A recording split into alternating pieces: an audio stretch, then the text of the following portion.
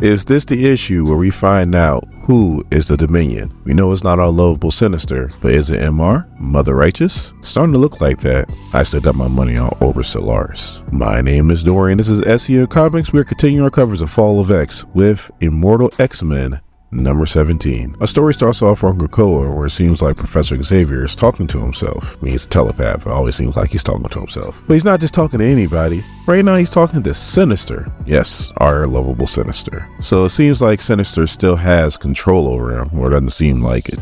It is. Now, he doesn't take control of him during the day because Professor Xavier is conscious and he's too strong for that. But when he falls asleep, all bets are off. So those gruesome murders that you saw, yeah, that was Sinister. So obviously Charles is pissed and now he wants to deal with Sinister. But Sinister's like, hold on, I'm out.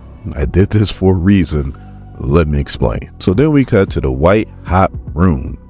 That is a great name for a place, isn't it? And we got our fake apocalypse, especially if you read an X-Men Array, we know where the real apocalypse is at. And then we also have Jean Grey, which I don't know whether this is Jean Grey and she was resurrected by the Phoenix, or whether this is the Phoenix just posing as Jean Grey. I'm not sure yet. You'll see what I'm talking about by the end of this comic. So Exodus is battling Apocalypse, you know, his Satan, he calls him. And Hope is with Jean, I guess, trying to console her, but also trying to get some information out of her and protect her. So Hope is still trying to make sense of all this. She's like, Logan, he tried to kill me. Bishop, he tried to hunt me. And X is like, Apocalypse? And Apocalypse even tell him, like, I'm your creation. You created me.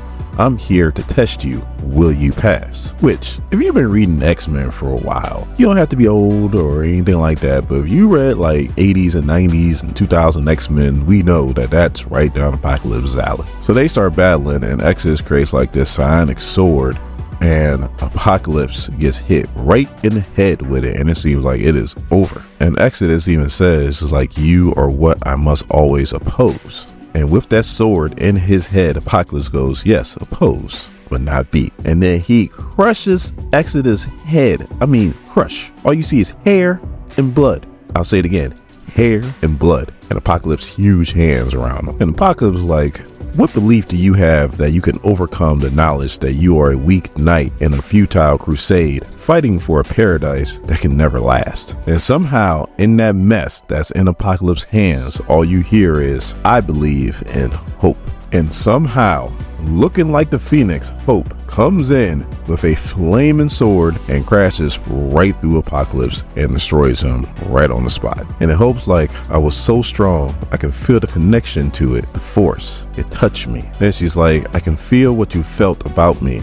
I was what you felt about me. It was like a circle. It was like an engine. The Exodus is like the mystery of faith. We are not strong. The knowledge of that is what makes us strong. And it Hope's like, I hate philosophy. So Jean comes to for a split second, so I guess this is Jean, and she goes, Hope, Exodus, you have to help me. And then the Phoenix takes over. And it goes, Jean is the house where I live, and I am the house where Jean Grey lives. The White Hot Room is where the Phoenix lives. You'll learn more about me, boys, in time. I hope I wasn't too rough. Now, was that the Phoenix talking, or was that the Dominion talking? And it said that the Phoenix is one of the things that the Dominion actually fears. So how is the Dominion actually controlling the Phoenix? Like, I got so many questions. And she said, boys. Like, what Sinister talks like that? Mother Righteous talks like that. So did Mother Righteous do it? So many questions. So now it switches back to Krakoa and Professor Xavier talking to Sinister. So Sinister is still in the hole and he's pretty much able to communicate with Xavier because this is the portion of him that's still inside Professor Xavier. So obviously Charles is like, so Forge's cure didn't work, and he's like, no, it worked. Everybody else is clean, but I had older stuff inside you. He's like, the stuff that's inside you dates back all the way to Project Black Womb. Now I know some of you guys, not all of you, but some of you guys are probably saying, what the hell is Project Black Womb? Let me explain. So back during World War II, the government gave permission to experiment on the mutants, and Professor Xavier's father, the Juggernaut's father, Irene Adler, Mr. Sinister, and a woman named Amanda Mueller were given permission to do this project. And for those of you who don't know who Irene Adler is, that's Destiny, who's in this comic book, and we'll talk about her later. And when I say experiment, that's exactly what the hell I mean. They were taking mutants and were doing all kinds of crazy experiments on them, pretty much torturing them. And that is Project Black Womb in a nutshell. Crazy story. Maybe we might cover it down the line. So Sinister pretty much tells him that he has a hold of him, but it's only by a little bit, like by his fingertips. And that's why he couldn't take control of him in his conscious mind, because he's just too powerful. That's why he had to wait until he went to sleep. And then Professor Xavier is like, and then you had me murder people while I was sleeping. And then Sinister's like, look, I was just protecting the island while you slept. But that's besides the point. Look, I wasn't lying when I went into the pit. One of my peers basically becomes a more terrifying god. I'm working on something to fight it, and then Professor Xavier's like, you'll say anything to keep me from killing you. Why should I believe you? And Sinister's like, you shouldn't, but I'm nothing. Then he's like, come have a look. Look around, and then you can see how I'm not hiding anything from you. So Professor Xavier goes to his mind, and he's like, this is cold and empty and sad. It's like, you are barely a paper mask. But as he's still looking around, he goes, but it's true. You don't have a hold of anybody else. Hope, Emma, Exodus, Destiny. And like he's using an eternal Bluetooth, he goes, Emma, it's Charles. Don't ask questions, but good news. None of you guys are affected by Sinister anymore. You're free. And Emma's like, well, thank you. Are you clean?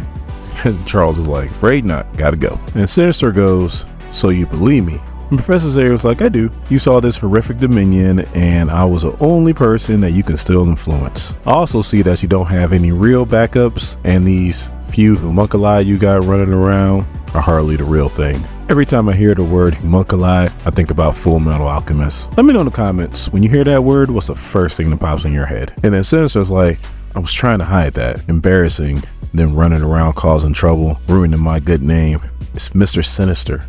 There's nothing good about that. So then Xavier is like, I should just trust my X-Men to fight this Dominion when the time comes. Me not relinquishing control is what led to the death of humankind. I need to have more faith. So then he goes, if all this is true, then probably the best thing I can do for the world is to make sure that you're gone forever. And then Sinister's like, don't waste yourself wallowing in the ruins of your project. Me too. I was going to be a Dominion, a science god outside of space and time. I didn't do it. In the Red Diamond timeline, I came face to face with it and then laughed at me. It's one of the other Sinisters. If you don't know what he's talking about, check out my Sons of Sinister playlist right here. And Xavier's like, is that true? Sinister's like, yes, it's a Sinister. I recognized it. It's me, only not. It let me see enough to know that it's true.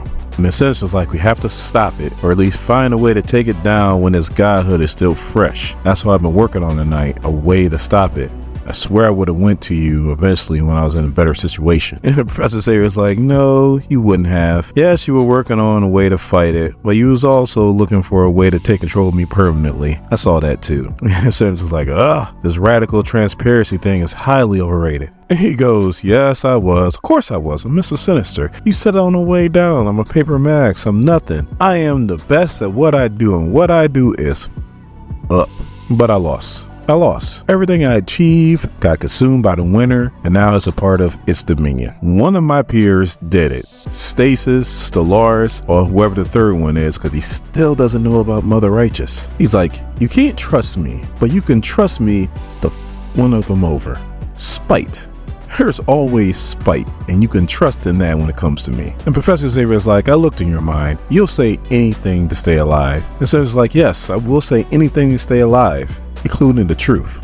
And he's like, listen, Krakoa was a great idea, and I wish I hadn't things up, but I had to be a Dominion. I was compelled. Sometimes I feel like I had no choice. And Professor Xavier is like, we have to take responsibility for our actions. And Sinister's like, well, that's what I'm trying to do. And Professor Xavier's like, no, you're not. Everything you say is coming from spite and fear and everything that's beneath us. And Mr. Sinister is like, it's all I have, Charles. It's all I have. So now we switch back to our lost mutants, and we got Mother Righteous walking up on Destiny. She's letting her know that Exodus and Hope found Jean and they're back taking care of her. And then she also lets her know that there's a reason why your powers aren't working anymore. Because you're in a white hot room, and there's no past, there's no future, there's no nothing. But I'm more worried about what you have seen beforehand. And then Destiny goes, outside of space and time? And the Mother Righteous is like, exactly. And then Destiny is like, you're one of the four Sinisters. Stop, you don't know what you're doing. And then she stabs her. So Destiny's bleeding out, and she's like, please listen. And Mother Righteous is like, no, love, I don't think so. They need to finish you off and hide the body so they don't bring you back. So right before she stabs her again, Kafka comes out of nowhere wanting to talk to Destiny. He sees what's going on and he goes, so Mother Righteous is like, oh, I guess I gotta use that Krakoan thanks. So grabs one of her magic orbs and shoots her right at Kafka. Then she grabs a flaming feather, which I'm assuming it belongs to the Phoenix. And yes, I'm just assuming. And then she says some kind of magical incantation. So Kafka makes it to Exodus and Hope and tells them that Mother Righteous pretty much gone crazy and is trying to kill Destiny. So they go to try to do something about it, but then Krakoa just starts going crazy. All these vines come out of nowhere, start snatching people up and killing them. And it Hope's like, why is Krakoa so angry? So while those two are now fighting Krakoa, Mother Righteous walks up to Jean and snatches her up. So throughout all that craziness, Professor Xavier does get talked into leaving the island by Sinister. He figures Sebastian Shaw won't be back to the island until he takes care of his business with the Hellfire Club. That's going to take a while, so he has some time. So then Sinister lets them know that the first place that they're going is Muir Island. So on the last page, we see that Mother Righteous is walking with Jean, and there's a monologue going, and it's the Phoenix. And she's like, it's so hard to think. Something's missing. It's not time yet, is it? Cold, dying. I'm never cold. And I can't die. Can I? So now we made it through this whole comic. There's only one issue left, and we still don't know who the Dominion is. But I guess we'll find out in the next issue.